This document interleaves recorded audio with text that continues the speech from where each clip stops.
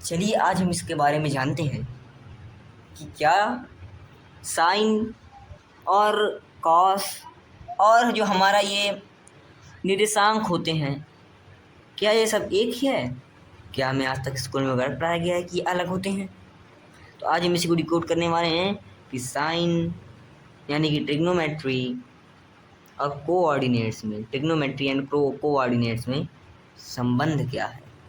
असल में हाँ, अगर हम एक लाइन में कहें तो हाँ, ये दोनों अलग नहीं हैं, ये दोनों एक ही हैं और एक साथ ही मिलकर काम करते हैं। फॉर एग्जाम्पल अगर हम एक एग्जाम्पल लें, मान लो मैं यहाँ पर एक सर्कल बनाता हूँ, ठीक है, ये एक सर्कल बना देते हैं। अब देखो, अगर सर्कल का ग्राफ बनाने का तुमको चाहिए कि इक्वेशन की कौन सा इक्वेशन सर्कल ग्राफ बनेगा, तो मैं बता दे रहा हूँ कि सर्कल का ग्राफ बनाने के लिए आपके पास इक्वेशन आती है ये x² + y² = r²। ये वाले सर्कल में क्या होगा, जब इसका ग्राफ बनेगा तो ये सेंटर है, ये सेंटर है, इस सेंटर से r दूरी तक इसकी त्रिज्या होगी, यानी कि सेंटर से r दूरी पर ये बनेगा, समझे ना बात। बट अगर हमको यहाँ से खिसकाना है तो उसका एक और अलग फार्मूला आता है, एक अलग इक्वेशन आती है, फार्मूला नहीं, तो उससे हम कहीं पे और भी बना सकते हैं अपने पूरे प्लेन पर सर्कल। तो मान लो मैंने इसकी त्रिज्या r रख ली, ठीक है। अब इसकी त्रिज्या जहाँ भी हम देखें हर पॉइंट पर देखो कटेगा और सेम ही रहेगा, r ही रहेगा, है ना। तो इसीलिए हम इसको जो है, अब मैं एक काम करता हूँ कि भाई एक काम करो ना, इससे नीचे से ना पार दो। अगर यहाँ से हम सीधा हॉरिजॉन्टल लाइन खींचें तो यहाँ पर हमारे 90 डिग्री बनेगा। मैं दिखा देता हूँ। मान लो हम एक लाइन खींचे हमने, ये थोड़ा और बड़ा होना चाहिए लाइन, ये। अब ये लाइन हमारी एकदम वर्टिकल लाइन है, इससे हमने जो खींचा है ये असल में पूरा वर्टिकल नहीं मैंने बना पाया है, मैं इसको एडजस्ट कर देता हूँ 90 डिग्री पर, 90 डिग्री 90, ओहो 90 यस। तो ये एक लाइन है जो कि बिल्कुल परफेक्टली 90 डिग्री पर ये एक्स एक्सिस तक मैंने खींच दी, यहाँ से यहाँ पे कट रहा था। अब मैं क्या करता हूँ, इसका एंगल मान लेता हूँ थीटा, ठीक है, थीटा मान लेता हूँ। मान लिया कि इसका एंगल क्या है, हमारा थीटा है। अब इसका एंगल अगर थीटा है, थीटा मानते हैं थीटा, और इतने के बीच की दूरी हम मान लेते हैं कि हमारा ये एक्स है एंड ये वाली वाई। हम माना क्यों ऐसा एक्स और वाई, इसको वाई इसको एक्स, क्योंकि वाई के देखो सापेक्ष है, ये वाई है असल में, है ना, जो ऊपर की तरफ है, नीचे की तरफ जो होता है ये एक्स होता है, तो हमने मान लिया। तो अब हमको भाई चाहिए ये ना कि हमको एक्स और वाई को मालूम है साथ में लाने की कोशिश करते हैं, ठीक है।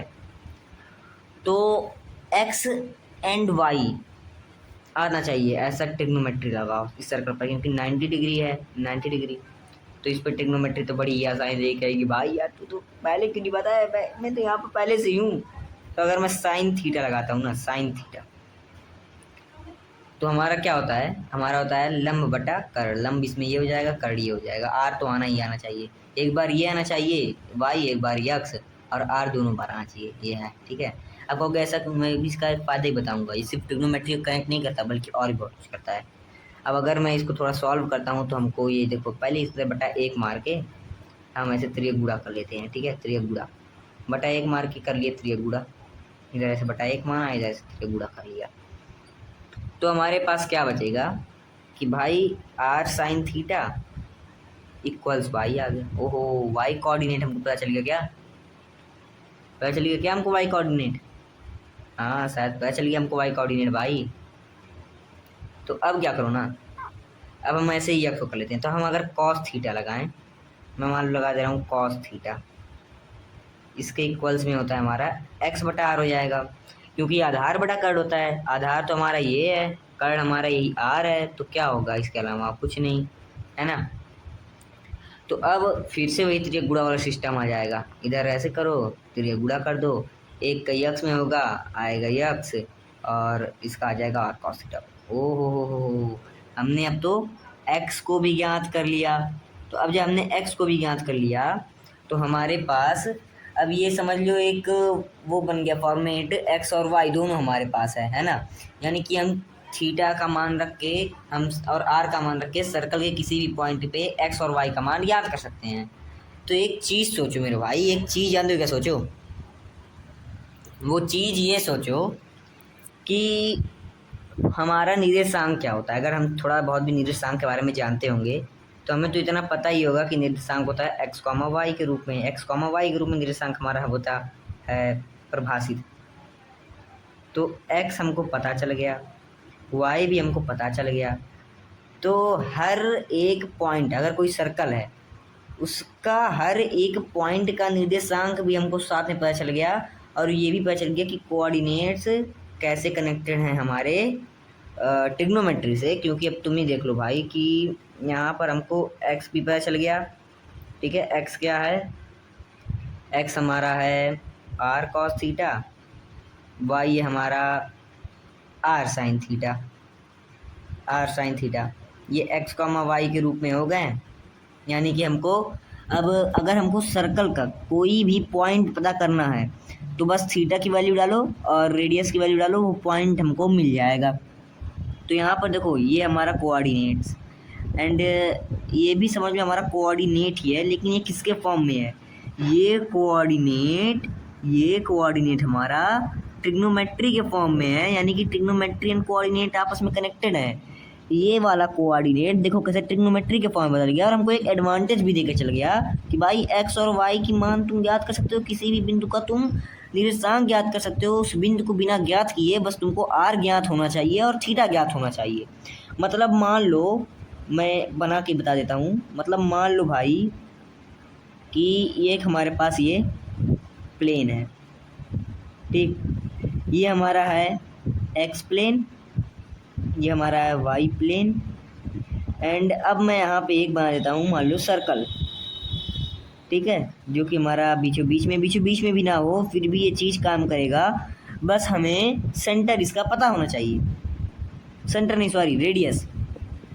और इसका जो रेडियस है वो रेडियस मान लो हमारा दिया हुआ है कि भाई इसका जो रेडियस है ना वो ज़्यादा नहीं 2, मान लो 2 यूनिट है। और मान लो हमको 30 डिग्री पर ज्ञात करना है कि 30 डिग्री पर भाई क्या वैल्यू होगी। तो बस सिंपली कुछ हमें करना ही नहीं है। अब रखो अपना वही मान एक्स कॉमा वाई, यानी कि वो बिंदु का जो निर्देशांक, मान लो बिंदु पी है, मान लो ये बिंदु पी है, अब इसका मुझे निर्देशांक ज्ञात करना है। हमको थीटा दिया हुआ है एंड रेडियस दिया हुआ है हमको, तो बस ये r cos theta and r cos theta r sine theta रख के मान ज्ञात कर सकते हैं बड़ी ही आसानी से। मान लो क्या हम लोग अब कर ही रहे हैं, तो यहाँ पर आर हमारा 2 हो गया, कॉस थीटा कॉस 30 अंश, तो कॉस 30 अंश लिख दो, कॉस 30 अंश लिख दो, यहाँ पर 2 गुणे साइन 30 अंश लिख दो। अब आपसे मुझे फटाफट कमेंट करके बताइए कि कॉस 30 अंश का मान क्या होता है एंड साइन 30 अंश का मान क्या होता है। देखते हैं हम लोग ट्रिग्नोमेट्री कितनी आती है। वैसे ये बेसिक ट्रिग्नोमेट्री है, फिर भी एक बार देखते हैं कि कितने लोग सही जवाब देते हैं। बहुत लोगों को नहीं आता है, जैसे कि मुझे पहले नहीं आता, अब जल्दी याद हुआ है। तो कॉस 30 अंश हमारा कितना होता है? कॉस 30 अंश हमारा होता है मेरे हिसाब से, शायद उतना मैं भी कंफर्म नहीं हूँ, असल में अगर बता दूँ तो कॉस 30 अंश होता है √3/2 एंड साइन 30 अंश होता है 1/2। यस, मेरे हिसाब से तो यही होता है। आप चाहें तो एक बार चेक कर सकते हैं। रुको मैं इसी वक्त चेक करके बता देता हूँ, है ना। तो चलो हम चेक करते हैं कैलकुलेटर पर। नहीं, चलो भाई मुझे यकीन है कि यही होगा। या फिर एक और ट्रिक होती है, वो लिख दो 0 1 2 3 4 और फिर सबके बटा 4 कर दो। सबके बटा 4 करने के बाद में सबका अंडर रूट कर दो, तुम्हारा साइन का मान आ जाएगा। तो देखो 0 आ गया, 1/2 आ गया, ये 0 30 अंश, देखिए साइन 30 अंश का मान ये हो गया, ये साइन 30 अंश का मान हो गया। एंड ये वाला हमारा साइन 45 अंश का मान हो गया। फिर ये वाला हमारा साइन 60 अंश का है, यानी कि कॉस 30 अंश का मान हो गया, यानी कि मैं सही लिखा था। तो अब हम चलते हैं अपने क्वेश्चन पर। तो हमारा ये क्वेश्चन यहाँ से कट गया, आ गया √3 कॉमा ये 1 आ गया है ना। तो यहाँ पर हमको बिंदु P का निर्देशांक बड़े ही आसानी से ज्ञात हो गया, बिना कुछ ज्ञात किए निर्देशांक मतलब x और y ज्ञात हो गया भाई, x और y ज्ञात हो गया, क्या समझिए। और मैं इसको अब टेस्ट भी करके दिखा सकता हूँ जियोजेब्रा प्लेटफॉर्म पर एंड डेस्मोस प्लेटफॉर्म्स पर। चलिए वहाँ पर चलते हैं और देखिए यहाँ पर कितने खूबसूरत ढंग से हमारी ट्रिग्नोमेट्री एंड निर्देशांक आपस में कनेक्टेड है विथ ये आसानी हमको भी कर रहा है, हमको आसानी भी ये कर रहा है कई चीज़ों में, और कनेक्टेड भी है, यानी कि हमारे लिए जो कठिन था उसको आसान भी कर रहा है और आपस में कनेक्टेड भी है। यानी कि दो चीज़ है ही नहीं कभी जो हमको बताई जाती है। फटाफट कमेंट कीजिए और अपनी राय बताइए कि आपको कैसा लगा, एंड सब्सक्राइब एंड लाइक करना मत भूलिएगा। धन्यवाद। तो हम अब चलते हैं जियोजेब्रा पर, इसको टेस्ट करते हैं कि क्या मेरी वैल्यू सही है, जो मैंने निकाला है क्या वो सही है, क्या सही है वो। तो चलिए चेक करते हैं। देखिए मैं आपको दोनों दिखा दे रहा हूँ, यहाँ पर ये है जियोजेब्रा, ये है डेस्मोस, ये दोनों ही जो है ग्राफिक कैलकुलेटर्स हैं और बहुत ही बढ़िया मैथमेटिकल टूल्स हैं। ऑफलाइन ऑनलाइन दोनों यूज कर सकते हैं।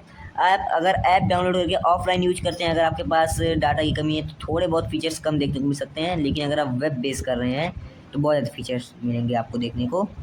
And 3D 2D graphic and सकता बहुत कुछ ये कर सकते हैं। और हाँ मैं बता देता हूँ ये स्पॉन्सर नहीं है, ये दोनों लोग मुझे स्पॉन्सर नहीं किए हैं, मैं आपके बस टूल एक बता रहा हूँ फ़ायदे के लिए आपके। तो चलिए हम पहले खोलते हैं जियोजेब्रा, एंड यहाँ पे मैं 2D ग्राफिंग में आ गया हूँ। अब बस हम बना लेते हैं एक सर्कल।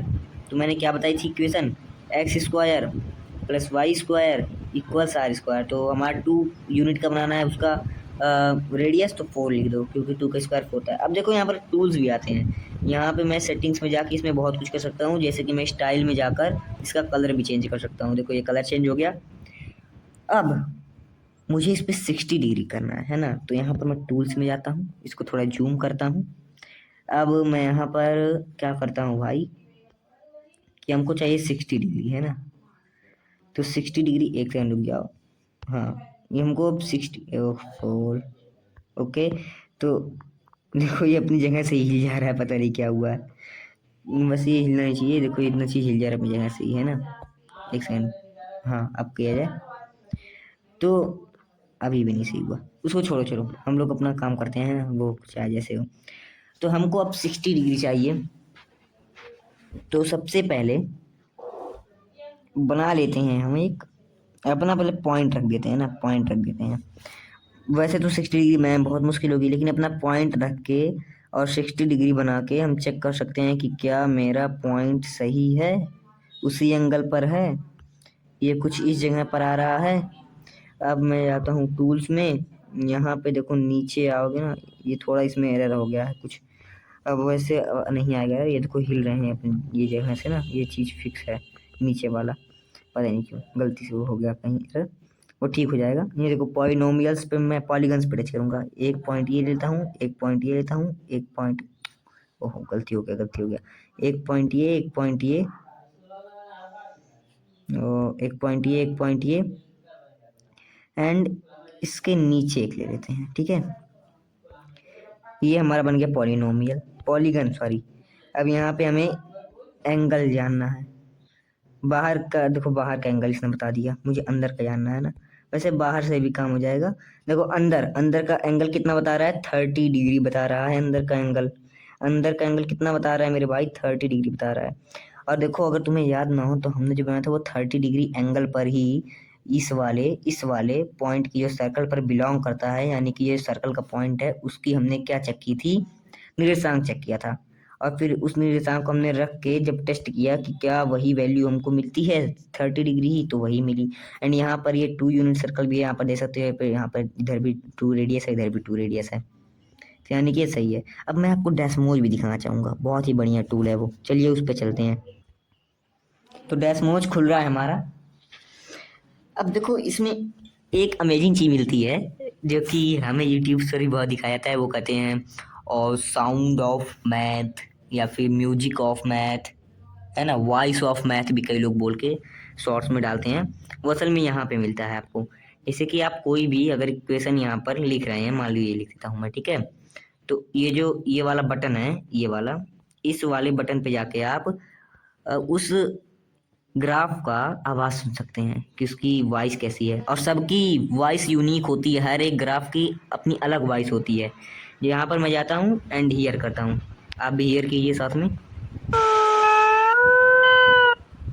देखा, देखा कितनी बढ़िया आवाज़ है। अब देखो अगर मैं दूसरा कुछ बनाता हूँ, मान लो एक्स स्क्वायर, एंड अब इसका मुझे सुनना है आवाज़, तो अब देखो, अब यहाँ पर जो पुट पुट की आवाज़ थी वो थी ये सब इंटरसेक्शन पॉइंट्स के, जहाँ जहाँ पर वो कट रहा है दूसरे ग्राफ से, वो वहाँ वहाँ पर ऐसे पुट किया जाएगी। मैं उसको देखो, इस वाले ग्राफ को मैं हटा देता हूँ, ठीक है। अब आके देखिए,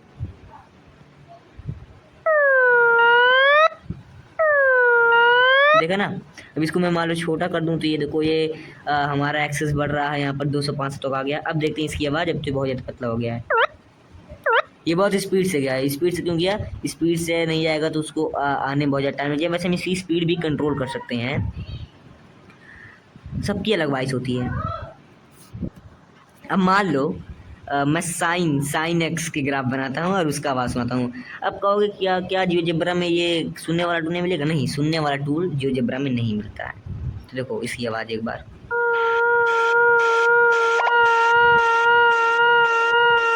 अब कहोगे इसमें कुछ खिस खिस की आवाज़ है। अब ये पुट पुट हो तो समझ में आ गया, यहाँ पर ये कट रहे हैं तो इसलिए पुट पुट की आवाज़ आ गई। लेकिन ये खिस खिस की आवाज़ क्यों है, मैं इसको दोबारा सुनाता हूँ। देखो इसमें स्लो जा रहा है, क्यों जा रहा है? क्योंकि इसमें स्लो इसलिए जा रहा है क्योंकि इसको कम डिस्टेंस कवर करना है। वैसे हमने छोटा कर दिया तो इसको ज़्यादा दूर कवर करना था, इसलिए थोड़ा स्पीड से जा रहा था। इसमें जो खिस खिस आ रहा है वो इसमें भी आता है, जैसे कि मैं अगर इसको सुनाऊँ तो इसमें भी आएगा। नहीं आया क्या? देखिए इसमें पहले आवाज़ थोड़ी दूसरी, देखिए देखिए पहले क्यों करके आया, फिर उससे थोड़ा अलग हुआ है आवाज़। जब यहाँ से ये जब ये निगेटिव में था ना, तो जब निगेटिव से पॉजिटिव में जाता है तो ये थोड़ी अपनी आवाज़ बदल देता है ताकि पता चले कि हाँ वो निगेटिव तो ये पॉजिटिव का। इसमें जो साइन होता है ये बार बार हर एक वेव में अपना निगेटिव पॉजिटिव चेंज करता था, इसलिए हमेशा इसका बार बार हर वेव में चेंज होता है। इसमें खिस खिस की आवाज़ क्यों आई? क्योंकि इसमें निगेटिव पे कभी कभी मान भी हमारे निगेटिव हो जाते हैं, लेकिन हमारे स्क्वायर में हमेशा मान प्लस होते हैं। और मैंने कहा ना, सबकी अपनी अलग एक यूनिक आवाज़ होती है हर एक ग्राफ की, जो कि हमें जियोजेब्रा सुनाता है, इसलिए इसका यूनिक है अपना। और जब देखिए जब निगेटिव में जाएगा, जब ये नीचे की तरफ जाएगा, ये नीचे वाला निगेटिव है, यहाँ से नीचे, सॉरी ये यहाँ से नीचे इस एक्स वाले से, तो देखिए अभी इसका आवाज़ बदलेगा, खिश खिश करेगा।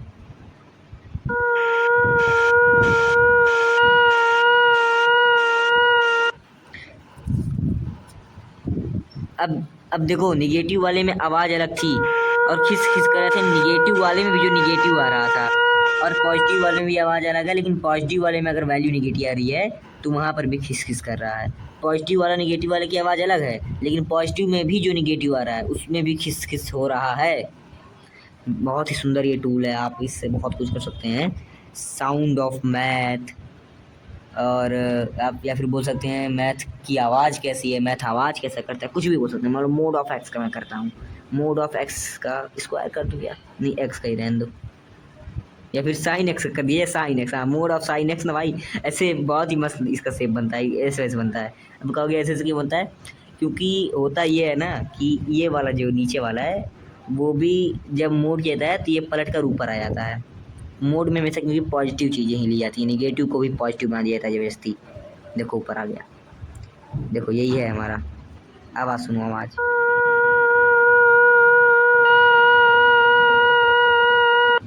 सो ऑसम ना। अब जाकर ट्राई कीजिएगा एंड बताइए कैसा है कमेंट करके। मुझे आपके कमेंट पढ़ने में बहुत मज़ा आता है और मुझे सपोर्ट मिलता है, जिससे कि मैं ऐसे ही कंटेंट और भी आगे ला करूँ, मोटिवेशन मिलता है मुझे। Please like, subscribe and comment. Thank you for watching.